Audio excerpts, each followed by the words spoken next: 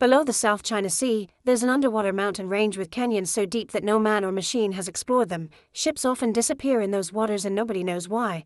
Under a heavy storm, Layla is trying to fix something on a ship while arguing with John, who refuses to come out to help her. Get off your Theo. They come in happy. I'm working hard too, you know.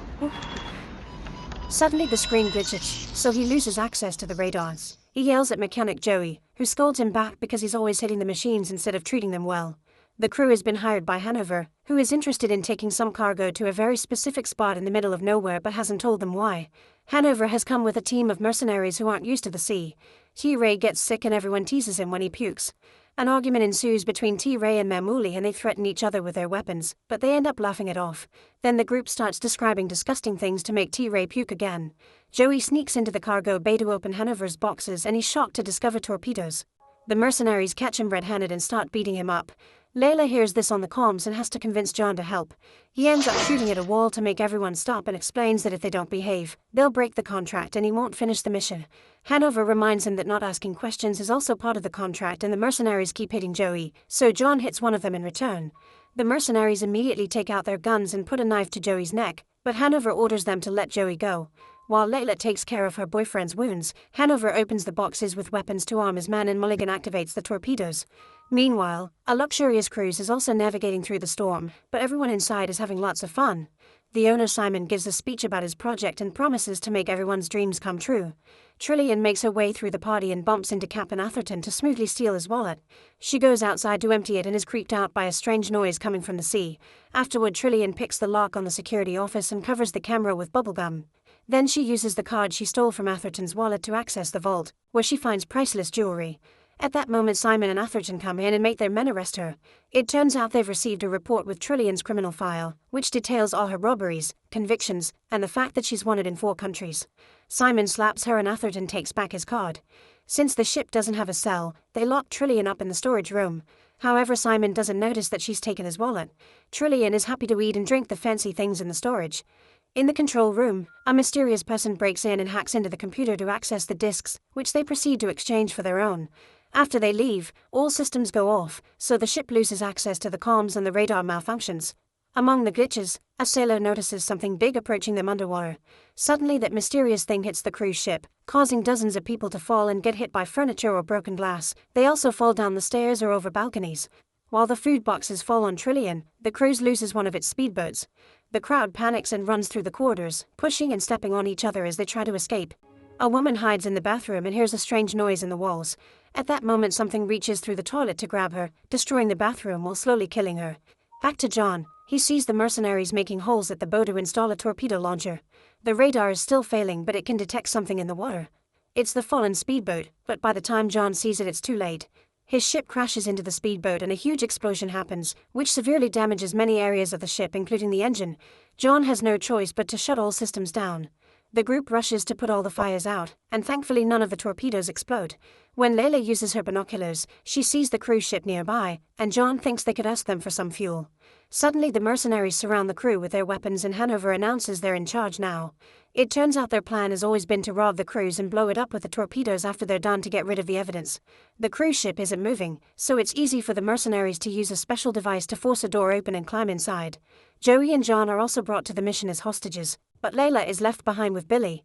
They rush to the main room and find a complete disaster, not to mention the lack of power except for a few emergency lights. The most shocking thing is the lack of people, since they can't find a single person around. There's blood everywhere, even in the elevator. The search continues, but they still can't find any people, yet the lifeboats are still on the ship. Suddenly they hear an explosion and the mercenaries open fire, shooting their guns for several minutes until John points out it's just a malfunctioning firework. However, the men are so impressed by these powerful guns that Hanover got them that they keep shooting for fun. Afterward, the group splits to proceed with a plan. In the storage room, Trillian wakes up and hears some weird noises in the pipes. She can't unlock the door, so she breaks the cables to force it open and leaves. On the other ship, Layla is repairing the large hole caused by the crash when she gets startled by something in the water. She's horrified to see a floating body, and while she wonders what to do, something grabs her legs and pulls her underwater. In the cruise's mechanical room, John and Joey are getting the parts needed to repair their ship. John points out that this cruise's hull is supposed to be impregnable, so he doesn't understand what could be strong enough to break it. T-Ray hears a weird noise and goes to the quarter to investigate. After wandering for a while, he's startled by something falling on him, but it's just some cables. As the noise continues, T-Ray notices bubbles in the water and comes closer, only to get instantly killed. The others hear his scream and the strange noise getting louder. In the maid office, Trillian tries to access the vault again and is caught by the rest of the group. Hanover grabs her by the neck and demands to know what happened, but she has no idea. A mercenary takes Simon's card from her and opens the vault, only to get an axe on his head. It turns out Simon and a few survivors have been hiding there. The group opens fire and kills most of the group before they realize it's just civilians.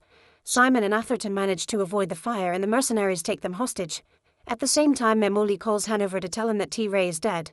John says there's something down there and they should leave. Suddenly Memoli is pulled down and dragged around in the water, causing him to hit his head on a pipe. Joey and John stare in shock as Memoli is taken into a dark corner and gruesome noises confirm he's been killed. While Joey rushes to grab the needed parts, John opens fire with Memoli's gun so they can leave the room. John and Joey reach a corridor, where they see a shape moving in the water. The monster destroys the floor as it comes closer and the duo runs as fast as possible to reach a door, which they lock to keep the creature out. In the vault, Simon tells Hanover that the monsters are everywhere, so Hanover agrees that the robbery can wait. While everyone is distracted, Trillian runs to get in the elevator, where she can hear the creepy noises in the shaft. When the doors open, Joey and John rush in and stop her from getting out. The noises continue until the elevator stops at the main office, where the rest of the group also gets in. The mercenaries still don't believe the monster story and think John killed their friends. When Mulligan grabs him to yell at him, John kicks him in the groin. Then the elevator starts shaking and moving faster. The group gets scared and tries to stop it, but the buttons aren't working. At that moment the cables break and the elevator begins to fall at great speed. Thankfully, when it crashes, the doors break and everyone rolls out. On this floor, they're horrified to find blood all over the place and skeletons covered in goo. At the end of the corridor, the door is starting to bend and the lock is finally broken. The walls also start bending, but it stops in just a few seconds.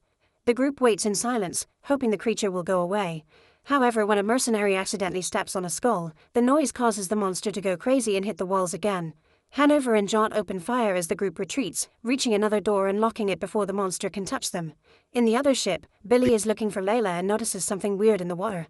Minutes later the group makes it to the maintenance room, where there's no blood or damage.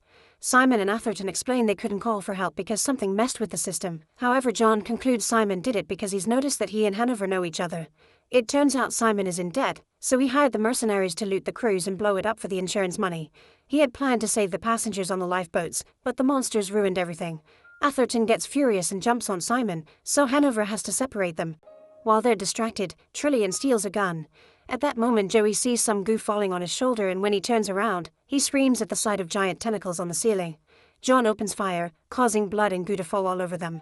The bullets tear a tentacle open and Billy falls from it. He screams in unbearable pain as the goo slowly disintegrates his body until only the skeleton is left. The horrified group starts running while shooting the guns, destroying as many tentacles as they can. However, the monsters appear to be in every corner of the ship. The team splits as they panic and Trillian finds John to ask him to take her away in his ship. They're interrupted by an attacking tentacle that makes Trillian run away. John notices that the tentacle has teeth but no eyes. It also reacts to any sound. No matter how slowly John moves, the monster hears him and opens its tentacle mouth to attack. Thankfully, Trillian comes back with open fire and wounds the tentacle until it leaves. In another corridor, Simon finds Atherton with his leg caught by the monster, but he refuses to help. Trillian and John arrive and try to get him out. However, the monster is too strong and quickly devours him. The others also come in and open fire with John until they can't see the creature anymore. Simon explains that by judging by the size, the tentacles are actually a mutated version of a worm known as otter. They spit out the skeletons after sucking out all their prey's fluids. John announces he's going back to his ship and everyone follows him. Soon the emergency lights also go out and they have to use flashlights. Unfortunately, the only passage that can take them to the exit is flooded, so John, Hanover, and Mulligan agree to dive in to check if it's a swimmable distance. As they look around, Mulligan finds a severed arm and he freaks out. John and Hanover have to pull him out when they reach the other end. At that moment a monster appears in the corridor behind the other group and Joey has to hurry to close the door. The beast starts pounding on the steel, so a terrified Simon jumps into the water to join the others. The door eventually blows off and the worms try to attack the humans, who immediately open fire. The strength of the mercenary weapon causes Trillian to fall into the water too. Soon Joey runs out of bullets, so he also jumps into the water. The last mercenary keeps on firing until the worm retreats, then he follows the others. Unfortunately, a worm finds him and captures him, so before dying he activates a grenade to bring the beast down too. The group reunites in the kitchen and discusses their options. Simon explains he did hire a rescue team as part of the plan, but it'll arrive in 24 hours. Half of the group thinks they should go to John's boat while the other thinks they should wait in the kitchen because there's enough food to survive. Mulligan starts losing his mind and Hanover has to keep him back at gunpoint. Suddenly a worm appears behind Mulligan, so everyone runs away while he opens fire. The stray bullets hit the stove and start a fire, causing the worm to retreat into a vent. A smug Mulligan yells at the vent to taunt the monster, who then appears behind him and swallows him whole. The rest of the team is trying to find an exit, but the monsters keep closing every door they find. They also break some cables to block the corridor, and Simon realizes the worms are forcing them to go to the ship's bow. He tells the others how to get there, but he takes a different hallway. When the group enters the bow, they're horrified to find skeletons and blood everywhere. Suddenly the hull breaks and a huge wave floods the bow. The group runs back through the corridor and finds Simon, who closes a door on their faces. The water soon hits John and Trillian, making them lose the bag with the ship parts. The monsters chase after Joey and Hanover, who throws a grenade. The explosion slows the creatures down, but it's not enough to stop them. Hanover decides to shoot Joey's leg to make him fall and leaves him behind as bait. Joey manages to find a dumbwaiter and hides inside, so the monsters go after Hanover instead. In the casino room, Joey takes a break and is suddenly startled by Hanover, who is slowly being eaten by a worm. Joey gives him a gun before running away, and Hanover tries to shoot him but he fails. Then Hanover tries to self-delete to stop his suffering, but he wasted the last bullet and now he has to live through being devoured. Meanwhile, Simon makes it outside and realizes the cruise is going to sink. He also sees an island nearby. John and Trillian also make it outside, so John returns to his ship while Trillian enters a side door to search for a motorboat. Inside the ship, John reunites with Joey and they make a plan. They'll activate the torpedoes and put the ship on autopilot to send it after the worms. While working on repairs, Joey starts crying when he realizes Layla is dead. After a few failed tries, they finally get the systems running and the duo says goodbye to their ship before leaving. In the cruise, Trillian finds the boat's keys, but she's suddenly cornered by Simon. When he tries to take the key from her, he slips on the water and he accidentally shoots a flare, giving her an opening to run. Since Trillian is taking too long, John tells Joey to stop the engines while he goes back to rescue her.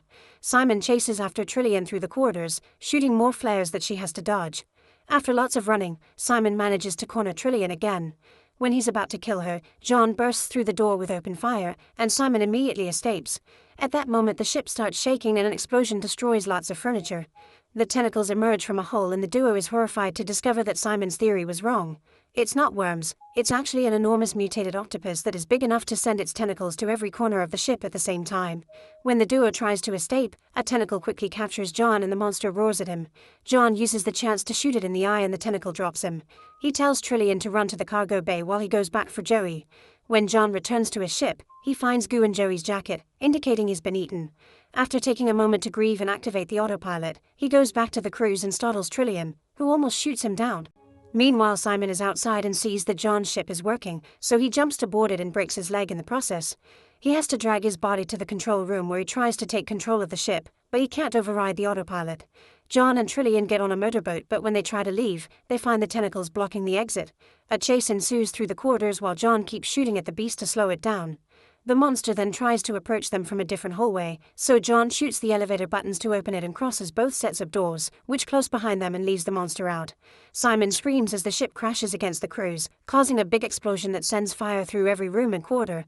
The duo drives as fast as possible and manages to jump out of the cruise right before the flames could reach them. The cruise soon goes down in an even bigger explosion, killing the mutated octopus in the process. In the morning, John and Trillian make it to the island. The motorboat won't work anymore, so they have to wait for help. After they share a kiss, they see something in the water. It's Joey, who has managed to escape. The friends finally reunite, but their happiness is short-lived because they hear a loud roar in the forest.